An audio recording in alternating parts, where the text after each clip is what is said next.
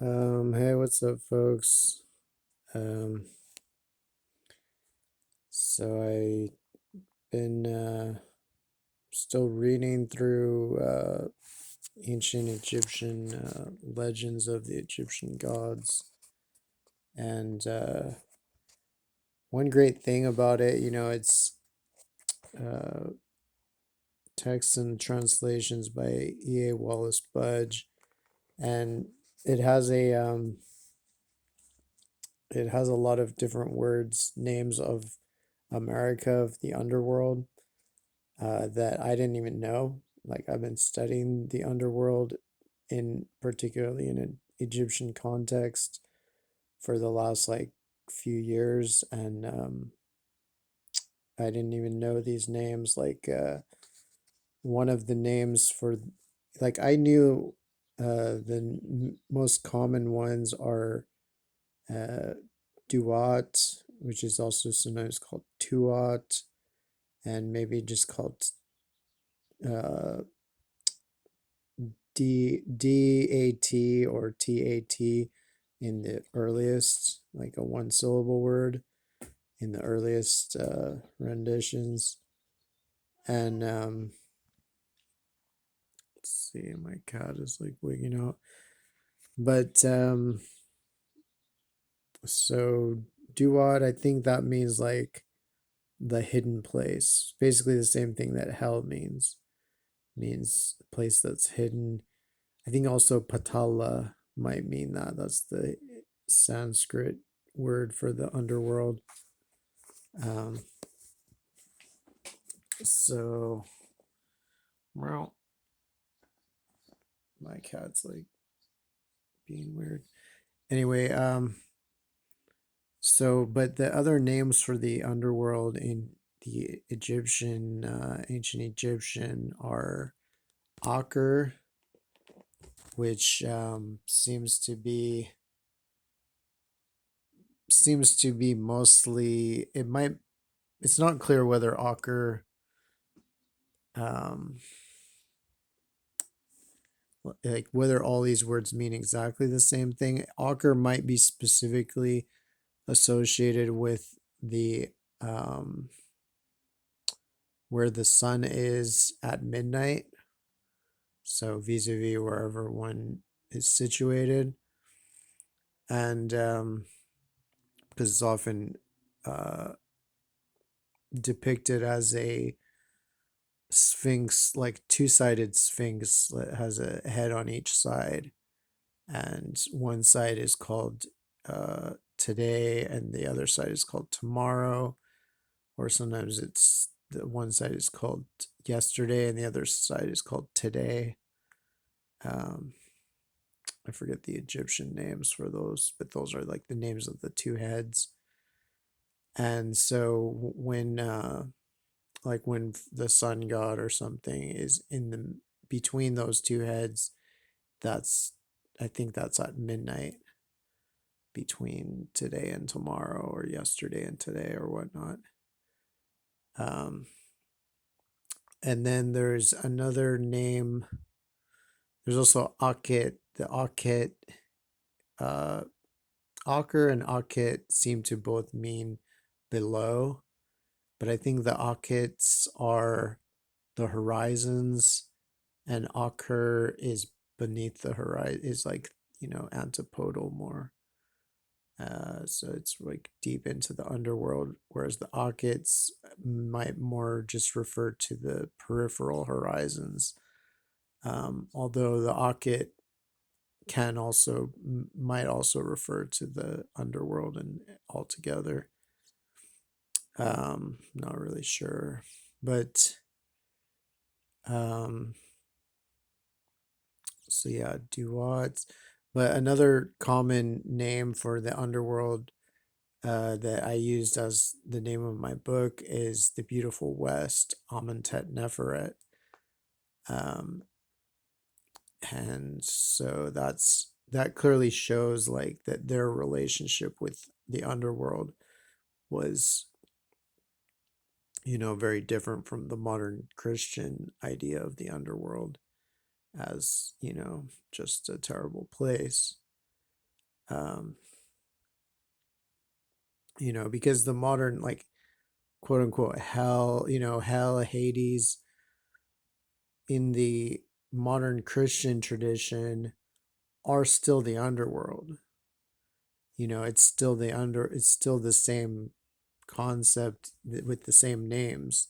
Like hell is the ancient Germanic name for the underworld for America, and Hades is an ancient Greek name for it. Um, but in the Christian tradition, it's just completely a negative place of punishment. And then there's like limbo, which is supposed to be kind of neutral. But for the ancients, it was quite different. And even the modern Egyptian Christians call quote unquote hell, what the Christian Anglophones call hell. The Coptic Christians in Egypt call Amentet or Amenti, still the same thing. It means the West. So it's from the Amentet Neferet, but obviously they took off the Neferet, which means beautiful. Um, so even when people study even in the pagan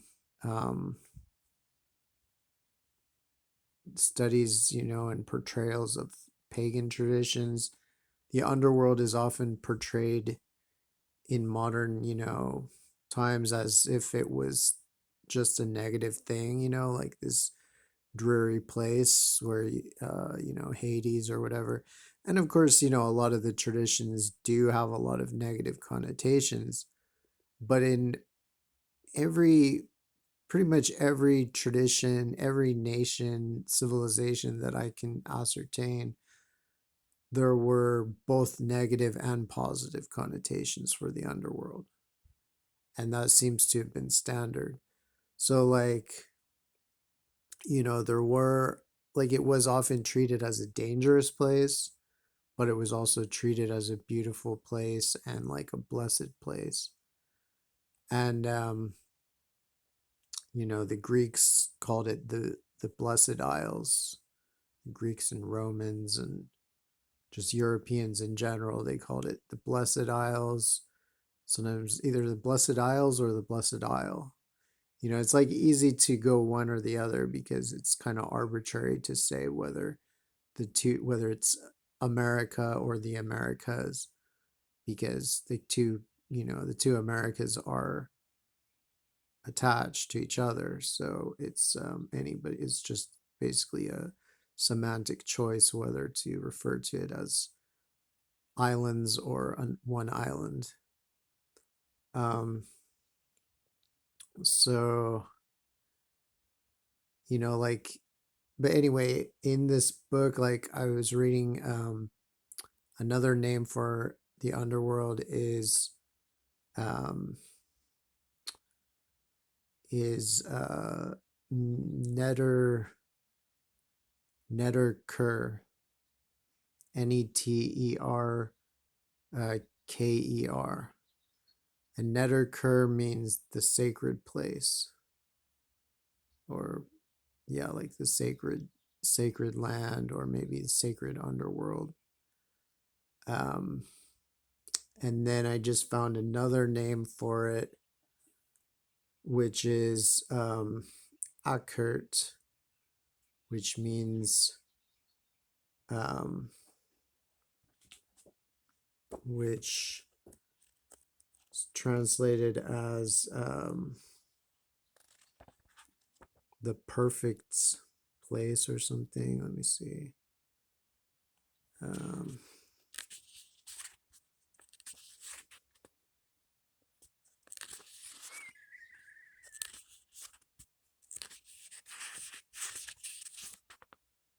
the perfect place, i.e., the other world. So, it's like just interesting because, um, like, I think that in the Germanic tradition, that the elevated stature of hell was covered up by Snorri Sturluson and by others. Um, like, because Hel is a goddess, the daughter of Loki, or a daughter of Loki. And from what I can gather from my research, Hel was very highly regarded and worshipped by the ancient Germanic people. And the idea that we have, and that so I believe that so was Loki, that Loki and Hel were both very high up in the pantheon, and may have been the top of the pantheon, for at least for a lot of people. um and the way that Loki, I mean, it's hard to know, but it just seems possible that, or probable that, that Loki, because Loki is associated with Hel, being Hel's father, and being, one of the gods of Hel, basically. Um, and so I think because Hel is such a negative thing in Christianity, and because it was such a positive thing in paganism, um, they had to demonize it. And so, they had to turn,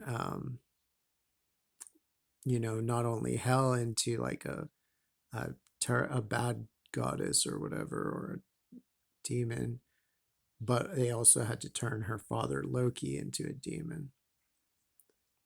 And Loki seems to be Saturn, the planet Saturn.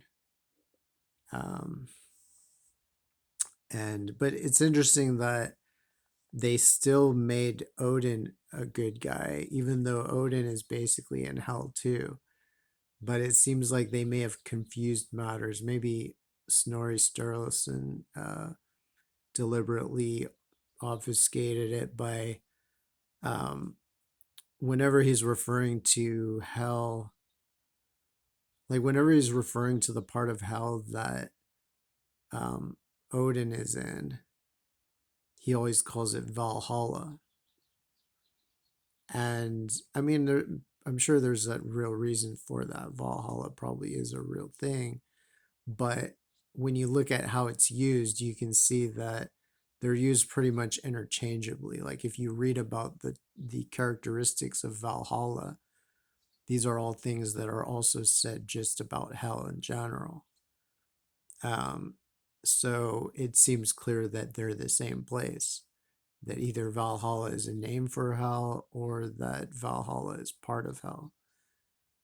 And but somehow Odin, even though he's associated with that, he managed to basically stay as a good guy in Snorri Sturluson's cosmology. Um, but like the Germanic witches, basically the priests, because what we think of as witches were the priests back when, paganism was the religion. And and the priests of Germanic religion were known as the Hellrunners. And so this is thought to either mean the people who write the runes about hell, basically those hell scribes, or the hell runners, basically that the people who either like physically and or, you know metaphorically travel to hell. And so that makes sense, because a lot of ancient religion, or maybe all ancient religion, was centered around the underworld. That was at least a very major focus of religion from the earliest recorded times. And is arguably the center of religion, that was that was the center of the central feature of the initiation rituals going back thousands and thousands of years, was you know doing some symbolic journey to the underworld and back. um so this is just more evidence of that positive relationship. It's also evident in the Celtic tradition. They called it Avalon. In the King Arthur stories, the underworld is called Avalon. Um, the Greeks called it also, besides Hades, they also called it Hesperides, which means the West. Um, and they, yeah, it's just clear that America was greatly honored. Like in the Irish tradition, it was called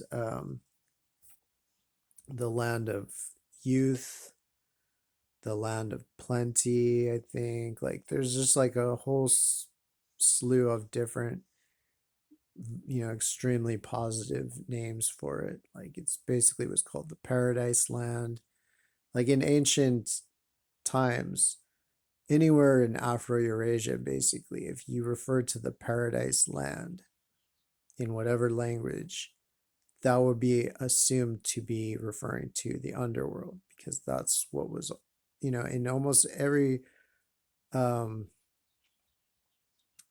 tradition that I can find, the underworld was portrayed as the preeminent paradise.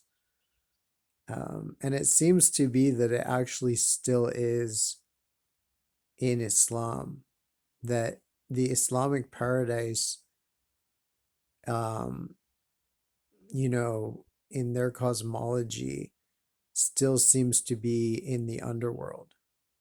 Like that some part of the underworld is like negative in Islam, and then but paradise is also in the underworld. It's just like, which is like similar to a lot of the Greek traditions, and that's probably like fits with most ancient traditions, that there were very bad parts of the underworld where you didn't want to go, and where the dead, the souls of the dead were punished. And then there were other parts of the underworld where you really did want to go, and only the very elect, like the luckiest souls, would end up there. And that's like the Elysian Fields, the fields of Asphodel, um, the field of reeds in the Egyptian tradition, the field of offerings. Um, but yeah, like I very much think that Greenland, the country, is named based on these traditions, that that like Greenland was a name for America in a lot of, Celtic, and I mean even in Germanic, like I'm pretty sure that the Greenland, that's, in fact, I guarantee that I know of texts of Nordic texts, Norse texts, referring to hell, referring to the underworld, and referring to it as the Green Land. So I can pretty much guarantee that the people who, quote unquote, discovered Greenland, like the Vikings, and quote unquote named it Greenland, they didn't discover it, they knew it was there, because it's even mentioned in the ancient, Norse texts, that you can basically, it seems to be that it actually describes the way you can island hop. They knew that the quickest way to the underworld from Scandinavia was traveling northwest, and it seems that they described like this type of island hopping from maybe from the Faroe Islands to Iceland to Greenland to Newfoundland to Nova Scotia. And like the cover story that they give where they say, oh, they named it Greenland because they were trying to trick people to settle there.